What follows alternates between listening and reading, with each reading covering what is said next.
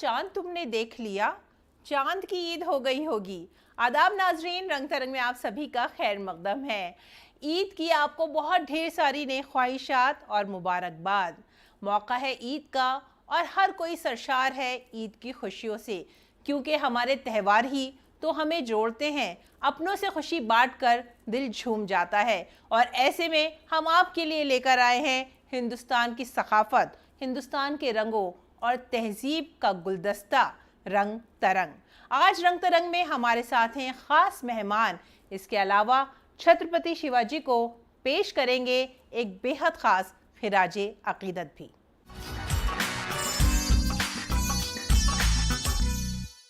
भारत की तारीख़ के पन्ने गवाह हैं कुछ ऐसे नामों के जिन्होंने अपनी हिम्मत, बहादुरी और शुजाअत से हिंदुस्तान की तारीख़ एक नए अंदाज में रख्म की है। और उन्हीं में एक चमकता दमकता नाम है छत्रपति शिवाजी महाराज का, जिन्हें खिराजे अक़ीदत हाल ही में पेश किया गया national gallery of modern art के ज़रिए, जहां पर मरकज़ी वज़ारत सकाफ़त ने एक ख़ास एग्ज़िबिशन लगाई है छत्रपति शिवाजी महाराज को खिराजे अक़ीदत पेश करने के लिए।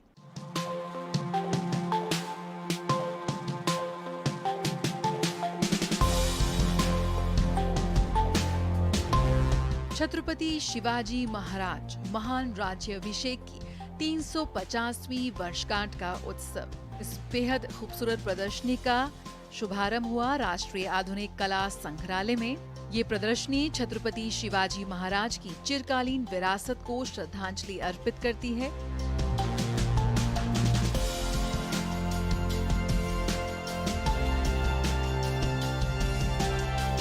ये प्रदर्शनी देश के सबसे प्रतिष्ठित ऐतिहासिक महापुरुषों में से एक छत्रपति शिवाजी महाराज के जीवन और उनके कालखंड से दर्शकों को परिचित कराती है। इस प्रदर्शनी के उद्घाटन के अवसर पर केंद्रीय संस्कृति मंत्रालय के सचिव गोविंद मोहन के साथ कई गणमान्य लोग उपस्थित रहे। Inspired by these paintings and by the appreciation that was conferred on these by the Honorable Prime Minister, Ministry of Culture decided to hold this exhibition, and Shri Gore has very kindly agreed to gift this collection to Ministry of Culture. So we will be taking it from him and then exhibiting it at a permanent location somewhere in Delhi, and also creating a travelling exhibition which will go to various parts of the country.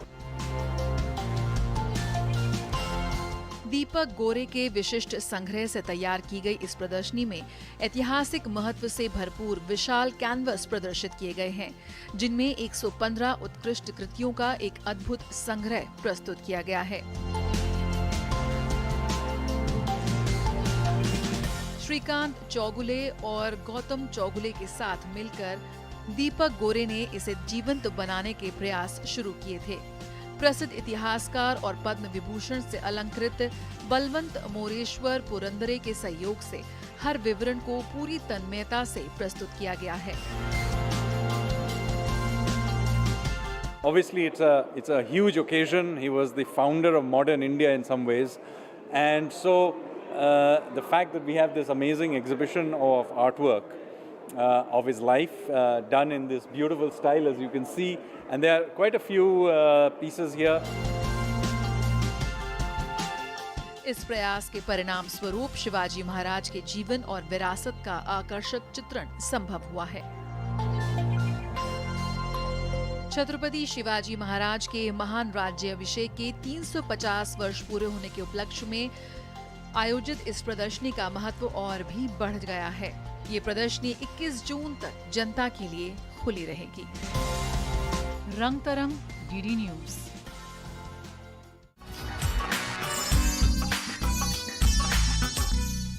Hindustan की सरजमीन है अपने आप में बाकमाल और बेमिसाल। पूरी दुनिया में शायद ही कोई ऐसी जगह होगी जहां 4 कोस के बाद बोली और ठोली, रस्म और रिवाज, परंपराएं, रिवायतें और सकाफत बदल जाती है।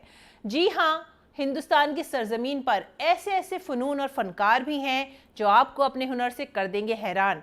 इसीलिए तो आज हम आपकी मुलाकात करा रहे हैं एक ऐसी ही बेहद ख़ास फ़नकारा से, जिन्होंने जागर को दोबारा से लोगों के बीच में मकबूल किया और समाज के बंधनों और बंदिशों से ऊपर उठकर उन्होंने जागर गाकर ये सफ़र आगे नई नस्ल तक पहुंचाने की जिम्मेदारी अपने कंधों पर ली।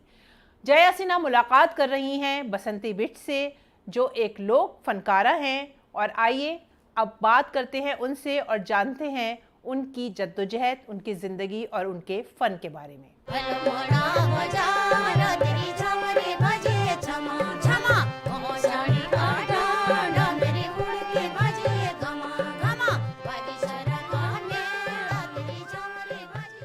कहते हैं हमारी लोक संस्कृति ही हमारी असली संस्कृति है। भारत की संस्कृति ही है जो वैश्विक मंच पर भारत को एक अलग पहचान देती है। और हमारे वो कला साधक जो अपना पूरा जीवन भारत की कला संस्कृति के संरक्षण में समर्पित कर देते हैं, वही हैं भारत के असली गौरव और भारत की संस्कृति के असल ब्रांड एम्बेसडर। एक ऐसे ही गौरव, ऐसे ही ब्रांड एम्बेसडर आज मेरे साथ जुड़ रही हैं, जो सीधे आई हैं पहाड़ों से।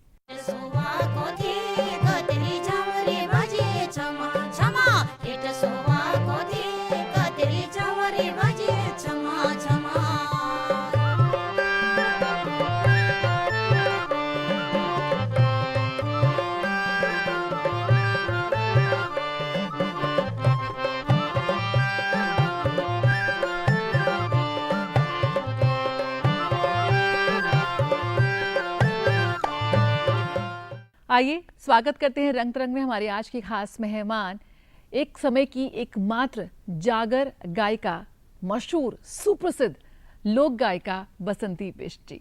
बहुत बहुत स्वागत है बसंती जी। धन्यवाद जी। खास कार्यक्रम दूरदर्शन परिवार का सभी दर्शकों का आभार व्यक्त करती हूँ। उत्तराखंड की तरफ से आपको बहुत बहुत बधाई। तो जैसा कि मैंने कहा कि सीधे पहाड़ों से आई हैं, उत्तराखंड से आई हैं, किस तरह से आपको लगता है कि जिस लोक संस्कृति की मैंने बात की, इस लोक संस्कृति से आप बहुत ही शुरुआत से जुड़ गई थी? अगर आप बताएं तो आपकी जो शुरुआती शिक्षा रही वो आपकी माँ से रही, और क्यों आपको कहा जाता है कि आप उस वक्त की एकमात्र जागर गायिका हैं? ऐसा क्यों कहा जाता है? असल में जागर जो है हमारे भक्ति संगीत है। एक तरफ हमारे शास्त्र उसमें गाए जाते हैं जो हमारे सनातन धर्म के शास्त्र हैं, दूसरी तरफ हमारे लोक देवता हैं जो हमारे रक्षक हैं, तीसरे जागर उन लोगों के गाए जाते हैं जो वीर रहे हैं, जिन्होंने देश के लिए, प्रदेश के लिए और दबे समाज को, महिलाओं के लिए सहारा दिया, जब आक्रमणकारियों से लोहा लिया। उन वीरों के भी जागरें लगाई जाती हैं हमारे यहाँ। बिल्कुल। और कहा जाता है कि जागर जो लोक शैली है गायन की, वो एक बहुत ही दुर्लभ लोक शैली है, और एक समय में सिर्फ पुरुष ही जागर गीत गाया करते थे, और बहुत बाद में महिलाओं ने इसको गाना शुरू किया। और अगर हम बात करें सामाजिक तौर पर या खुले मंच के तौर पर, पहली बसंती बिष्ट थी जिन्होंने पहली बार जागर जो गायन था उसको सबके बीच गाया, है ना? तो किस तरह से वो आपकी एक शुरुआती सीख रही, पढ़ाई रही? ये हमारे तो मेरी माँ से ये शिक्षा आई। माँ जी से तो हमारे 5 पीढ़ियों की शिक्षा थी। ये नाना जी की तरफ से आई, दादाजी की तरफ से आई। लेकिन क्या होता था, महिलाएं घरों में और जंगलों में गाती थी। मेरी माता जी आती थी जागर सुन के। हमारे यहाँ 10 बजे से जागर शुरू होता है, 3 बजे देवता अवतरित होते हैं। पूरी रात अलग अलग अलंकारों में, विधियों में उस संबंधित देवता के जीवन को, उनके किए हुए कार्यों को, समाज के लिए उन्होंने क्या किया, वो सब गायन में होता है जागरों में। और उसको बहुत अलग अलग धुनों में गाया जाता है, कभी तीव्र गति में, कभी विरह में, कभी इस तरह गाया जाता था उस ज़माने में। और गाँव के लोग नीली छतरी के नीचे ऐसे, वो मधुर इतना होता था कि गांव के लोग उस नीली छतरी के नीचे पूष के महीने में उन जागरों को सुनने आते थे। आज जागरों का स्वरूप बहुत सीमित रह गया है, ना कोई सुनना चाहता है, और जागर हो गए थोड़ा फटाफट करके चले जाते हैं। 2-4 देवताओं का, नदियों का आह्वान कर दिया, और जागरों का विधि क्या है, विधान क्या है, कहाँ से जागर उत्पन्न हुए, वो चीज़ छूट गई है।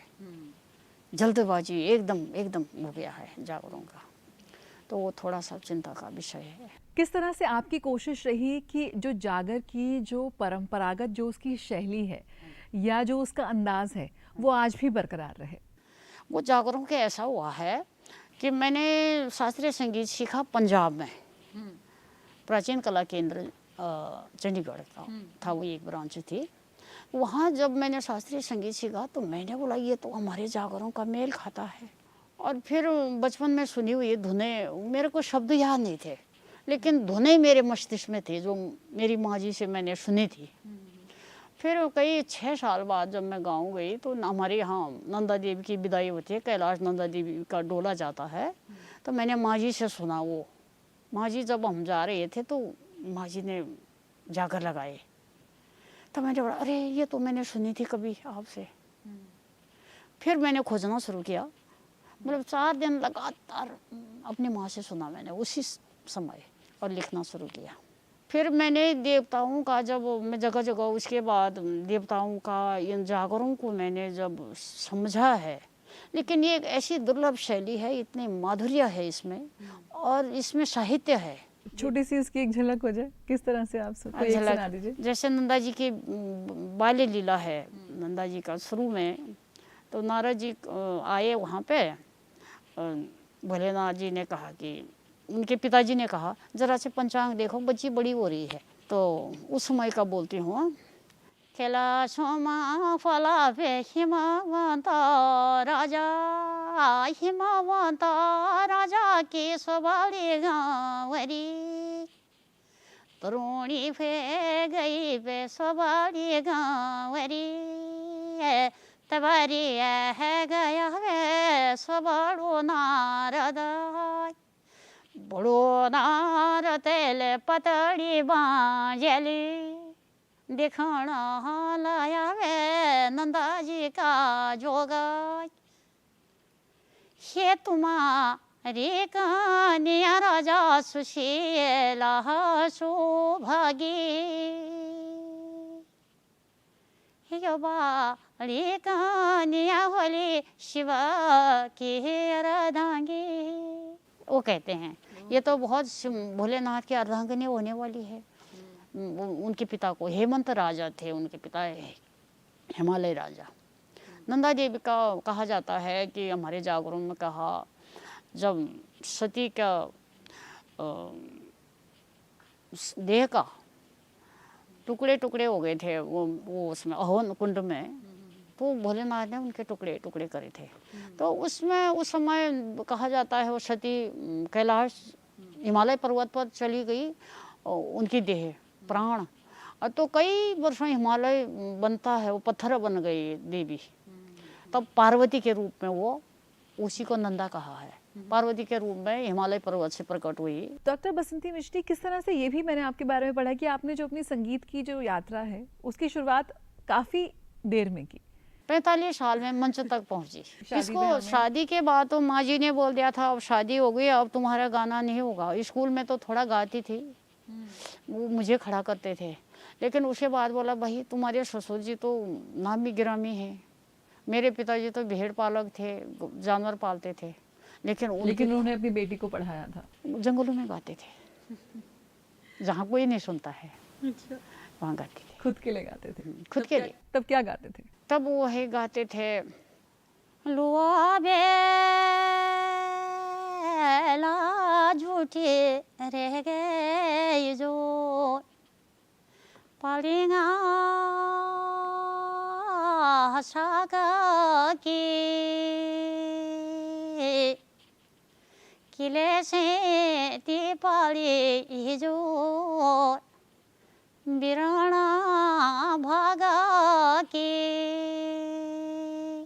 आप इतने समय के साथ देखती किस तरह से जब मंच पर पहले गई, उसके बाद वहाँ आपको तारीफ मिली, सराहना मिली, फिर आप देश भर में घूम घूम कर परफॉर्मेंस देने लगी, लोगों के बीच जाने लगी, वो दौर कैसा था? आकाशवाणी हमारे लिए बहुत वरदान साबित हुई, और साहित्यकार हमारे जो साहित्यकार हैं, आकाशवाणी में स्वर परीक्षा हुई, और कोई हमारा एक बच्चा है अनिल भारती करके, आप जानते होंगे शायद, उन्होंने बोला तुम्हारी आंटी गाती है, आंटी को ले आओ, तो वहाँ ले गए, उन्होंने हमारा फॉर्म भरवाया, और मेरा टेस्ट लिया अपने घर में, बोला आंटी आप आज हो गए हो, बस आप सिर्फ खाना पोते। वही समय था, उस समय फार्म भरे जा रहे थे, तो वहाँ से शुरू हुआ ये संगीत, क्योंकि अगली प्रोग्राम के लिए गाना पड़ता था ना, तो उन्होंने कहा कि जागर ही गाओ, आप गीत गाने वाले बहुत हैं, तुम जागर गाओ, बोला मंगल गीत।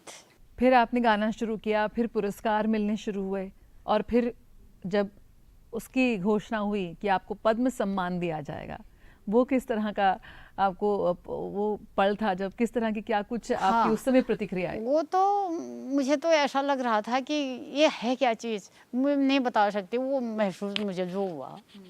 सुबह मैं दीवा बत्ती कर रही थी भगवान के 7 बजे का टाइम, तो फ़ोन आया है यहाँ से मिनिस्ट्री से, आपका पद्मश्री के लिए नामित हुआ है। और मैं वो ऐसे की ऐसी रह गई, मैंने बोला है ये क्या हो गया। तो बोला ऐसा है, आज शाम को घोषणा होगी, कल पेपरों में आएगा, आपको बहुत बहुत बधाई। तो परिवार की भी क्या कुछ आपको प्रतिक्रियाएं मिली उस? बड़े बच्चे खुश हुए, सभी खुश हुए, समाज, क्योंकि उस समय क्या था कि संगीत के क्षेत्र में, लोक संगीत में सिर्फ मुझे मिला था 2017 में। तो लोगों को में बहुत मीडिया आ गया वहाँ, तमाम हमारे चाहने वाले के लोगों को पता, गढ़वाल कुमार के लोग, सारा उत्तराखंड इकट्ठा हो गया। तो अगर इस समय जैसे तो कहते हैं ना, जैसे आपके परिवार में उत्तराखंडी संगीत में तो हर मौके के लिए गीत गाए जाते हैं, ऐसे में क्या बधाई गीत गाए जाते हैं? प्रातहिन्यो तो सूरज, संध्या के न्यो तो चंद्रमा, धारण को अधिकार, आज बधाई मेरे न्योती, पांच बधाई मेरे न्योती। बहुत बहुत सुंदर, बहुत सुंदर। दिन का सूर्य और रात की चंद्र को और तारों को आमंत्रित करते हैं और आपको बधाई देते हैं। बहुत बहुत खूब। अच्छा, अभी आपको मौका मिला अयोध्या जाने का। रामलला के प्राण प्रतिष्ठा कार्यक्रम के बाद खास तौर पर अयोध्या में विशेष कार्यक्रमों का आयोजन किया गया और देश भर से कलाकारों को बुलाया गया अयोध्या में अपनी प्रस्तुति देने के लिए, और उसमें बसंती जी भी गई अपनी प्रस्तुति देने के लिए। तो क्या कुछ अनुभव रहे अयोध्या में? हमारे को यहाँ अयोध्या में जाने के लिए हमारी बड़ी इच्छा थी। हमने अपने संगीत नाटक अकेडमी को कहा, उन्होंने हमारा नाम भेजा और तुरंत फोन आ गया हमको। हाँ, आपने कार्यक्रम भी दिया, खास तौर पर आपने अपनी प्रस्तुति दी। हाँ, प्रस्तुति दी। तो क्या कुछ आपने वहाँ पर सुनाया और सोचा कि मैं यहाँ पर अयोध्या में ये गाऊंगी? भगवान रामचंद्र जी के लिए जागरों का ही लिखा था मैंने। हे नमो नमो लानो हे रामा अयोध्या नगरी, नमन नमन लानो भगवान राम जन्म भूमि, अयोध्या का राजा फला दशरथ ज्ञानी। इस तरह था, तेरा राजा की फली प्रभो तीन रानी बोरानी, कौशल्या के कई फली सुमित्रा रानी। फिर इसके बाद जो इधर तो ये हो गए, उधर सीता जी का अवतार भी साथ ही हुआ। जनक राजा के सूखा पड़ गया था तो वो गाया वहाँ। जनकपुरी मागे भोलो राजा जनक रामा, जनकपुरी मागे भोलो राजा जनक, हे बारा होएगा ब्रस बरा खाने होए, हे तेरा जगरा जोड़ा हाहाकार होएगे है। जनकपुरी माँ हाहाकार हो गया। हे जनक तब जना राजा गुरु जी का पास राम, गुरु जी के पास गए। गुरु जी ने बोला कि सोने के हल चलाओ राजा रानी, वो गीतों में बोला, यहाँ इतना जल्द नहीं है। फिर उसके बाद जब हल चल रहा था तो वो मठ घड़ी बजने लगी। ये सुनहरी चलेगी यह मटघड़ी बाजेगी ये घड़ोली भीतर बड़ी कन्या रोई हे बड़ी कन्या रोई चाचा चाचा होए, फिर चाचा होए। हे घनघोर बरखा मिथिला का राजा, तब मिथिला का राज में घनघोर बरखा हुई और पंछी पहले तो तालाब सूख गए थे, तब पंछियाँ ए फुरफुर ओढ़नी डालियों की यूं पंछियों फुरफुर उड़ाने लगी पंछियाँ, ये थे। किस तरह से आपको लगता है कि ये वहाँ पर जब आप ये गा रहे थे, क्या कुछ माहौल वहाँ बन रहा था और कैसी प्रतिक्रिया आपको बड़ा मिली? अच्छा लोगों को पसंद आया। उधर संगत चल रही थी और वो सुनते सुनते जा रहे थे, लोग बैठे थे, दूरदर्शन भी था, लखनऊ दूरदर्शन था और लोगों को कितना अच्छा लगा। लेकिन मुझे बड़ी संतुष्टि हुई कि मैंने भगवान रामचंद्र जी के वहाँ पर दर्शन किए उनके। आज खुद एक गुरु के रूप में आप ये कोशिश कर रही हैं कि जो मौजूदा पीढ़ी है वो उसको आप अपनी इस कला और संस्कृति को दे पाएं। ये कोशिश जो ईश्वर बनाता है, रास्ता बनाता है, हमारी इच्छा शक्ति को ईश्वर ही पूरा करता है। इच्छा शक्ति है कि इस जो लोक संगीत जो है एक प्राण है, जीवन से जुड़ा हुआ है, हमारे सांसों में है, वो हमारी नदियों में, पर्वतों में, पहाड़ों में, झीलों में, तालाबों में, हमारे मतलब एक जितने हमारे ये नस, ये शरीर, ये ब्रह्मांड है, लोक संगीत के बिना ये निष्प्राण है। लोक जो संगीत है वो हम सभी के अंदर ऐसा रचा बसा हुआ है और बहुत ज़रूरी है कि आज की पीढ़ी को उसे सीखने की, समझने की बहुत ज़रूरत है, क्योंकि अगर इसमें हमारी पीढ़ी चले जाती है तो हमारे एक तत्कालीन समाज का, जो हमारे सभ्यता का साफ चित्रण सामने आएगा भारतीय संस्कृति का। ये मेरा ही उत्तराखंड का नहीं है, पूरा देश की जो ग्रामीण संस्कृति है उस पर बड़ा प्रहार हो रहा है आज, और हमारे बच्चे ये आसान जीवन शैली में जा रहे हैं। तो ज़रूरत है, हमारे जो बच्चे हैं, मेरा निवेदन रहेगा अपने बच्चों से अपने अपने क्षेत्रों में जाएं, अपनी वृद्ध महिलाओं से सीखें, आप जाएं, लिखें, रिकॉर्ड करें, क्योंकि वो तत्कालीन युग हमारा नहीं तो ख़त्म हो जाएगा। वापस बुलाना है उन्हें, अपनी संस्कृति से जोड़ना है, ज़मीन से जोड़ना है, तो चलते चलते दो लाइन आप उनको गीत के साथ ही वो समझा तो दीजिए। हमारा चरित्र निर्माण करता है वो संगीत, उसको सभ्यता में रहेगा, वो अनुशासन में रहेगा वो, और कभी वो बीमार नहीं होगा, अपने लोक संगीत में डूबा रहेगा, उसमें आनंदित होगा वो। दो लाइनें गा के आप उन्हें बुला लीजिए। ये देना रंग ढलिया जशी लोगे जाया इन दिन मासो मागा हो इन रे तो मासो मागा इन दिन मासो मागा इन रे तो मासो मागा इन दिन मासो मागा हो कैसो नाच लगाया भोले कठपुतलियों नाचा कठपुतलियों नाचा हो फेरो लगा कठपुतलियों नाचा कठपुतलियों नाचा देना रंग ढलिया जशीलो फेराया इन दिन मासो मागा वो इन रे तो मासो मागा इन दिन मासो मागा इन रे तो मासो मागा इन दिन मासो मागा। परियों के, आँचरियों के गीत हैं ये। बहुत बहुत शुक्रिया हमारे साथ जुड़ने के लिए। आपके सुर, आपके संगीत हमें यहाँ बैठे बैठे वादियों में ले गए। दिल्ली दूरदर्शन परिवार के लिए बहुत बहुत बधाई, बहुत बहुत धन्यवाद करती हूँ।